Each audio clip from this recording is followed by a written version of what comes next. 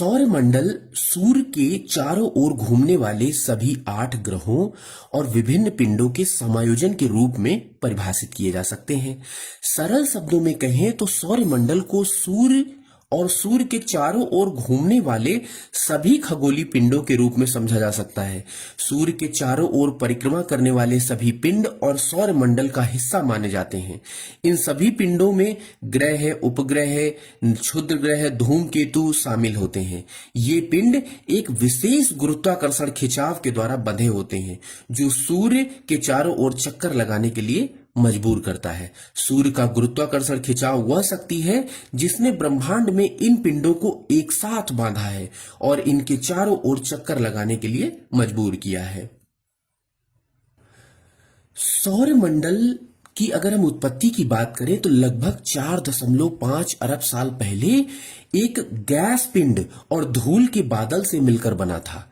यह बादल पास के तारे के विस्फोटित होने के कारण ढह गया, जिसके कारण अधिकांश द्रव्यमान केंद्र में एकत्रित होकर सूर्य नामक तारे का निर्माण किया, जबकि अन्य प्रोटोप्लैनेटरी डिस्क में एकत्र हो गया, जिसने सौर मंडल के ग्रह, उपग्रह, धूमकेतु आदि का निर्माण किया, जिससे एक पूरे सौर मंडल का गठन हुआ, जिसे हम सोलर सिस्टम कहते हैं।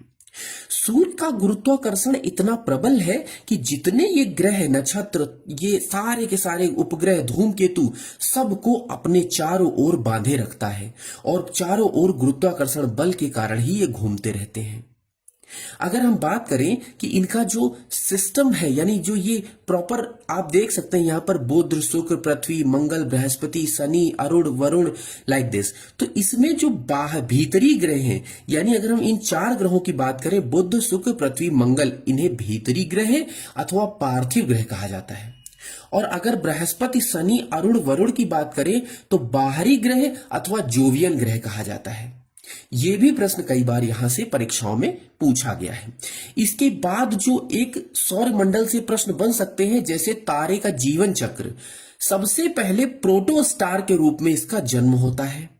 जब प्रोटोस्टार के रूप में जन्म होता है तो इसमें क्या है कि कुछ तारे बृहद तारे, कुछ रक्त दानव, इस तरह से ये कन्वर्सन देखने को मिलता है। रक्त दानव आगे जाकर सुपरनोवा में कन्वर्ट हो जाता है, सुपरनोवा नेबुला में बदलता है और नेबुला ब्लैक होल या न्यूट्रॉन में चेंज हो जाता है। जब यही बृहद तारे आगे बढ़कर श्वेत बौना तारा बनाता है और बाद में काले बौने तारे बन जाते हैं, जहां पर इसकी मृत्यु हो जाती है, यह तारा समाप्त हो जाता है। इस प्रकार से इससे संबंधित जो प्रश्न पूछे जा सकते हैं मैंने यहां पर सीरीज बाय सीरीज मेंशन कर दिए हैं। जैसे सूर्य के निकटतम ग्रह बुध है, पृथ्वी के निकटतम ग्रह शुक्र है, सर्वाधिक गर्म ग्रह शुक्र है, सूर्य से सर्वाधिक दूर अगर हम बात करें तो वरुण है, सबसे बड़ा ग्रह बृहस्पति है, सबसे छोटा ग्रह बुध है, अगर सर्वाधिक घनत्व वाला ग्रह की बात करें तो वो पृथ्वी है, सर्वाधिक चमकीला ग्रह शुक्र है, इसे सर्वाधिक चमकीला ग्रह भी कहते हैं, इसे पृथ्वी की बहन भी कहते हैं, पृथ्वी की भगिनी भी कहते हैं। लाल ग्रह मंगल ग्रह है, भोर का तारा भी शुक्र को कहते हैं, सांझ का तारा भी शुक्र को कहते हैं, क्योंकि सबसे पहले दिखाई देता है और देर तक रहता है। पृथ्वी का जुड़वा ग्रह शुक्र है दोस्तों।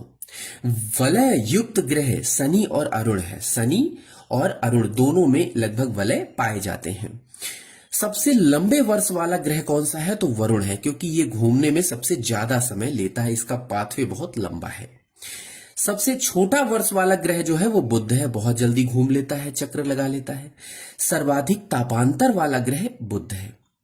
सर्वाधिक उपग्रह किसके हैं तो बृहस्पति के हैं। हरा ग्रह किसे कहते हैं, अरुण को कहते हैं।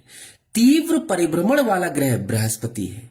परिभ्रमण, ध्यान रखना, परिभ्रमण और परिक्रमण में अंतर है। परिक्रमण सूर्य की करते हैं और परिभ्रमण अपने एक्सिस पर होता है। तो तीव्र परिभ्रमण बृहस्पति, न्यून परिभ्रमण वाला ग्रह शुक्र है। समान परिभ्रमण एवं परिक्रमण वाला ग्रह शुक्र है, यानी दोनों का परिभ्रमण और परिक्रमा जो सूर्य की करता है समान है, शुक्र है। पूर्व से पश्चिम की ओर परिभ्रमण कौन करता है, बुध और शुक्र। ये याद रखिएगा दोस्तों, बार बार प्रश्न पूछा गया है। ये दोनों सूर्य पूर्व से पश्चिम की ओर करते हैं, बाकी सारे पश्चिम से पूर्व की ओर करते हैं। उत्तर से दक्षिण की ओर परिभ्रमण कौन करता है तो अरुण करता है। ये ध्यान रखिएगा।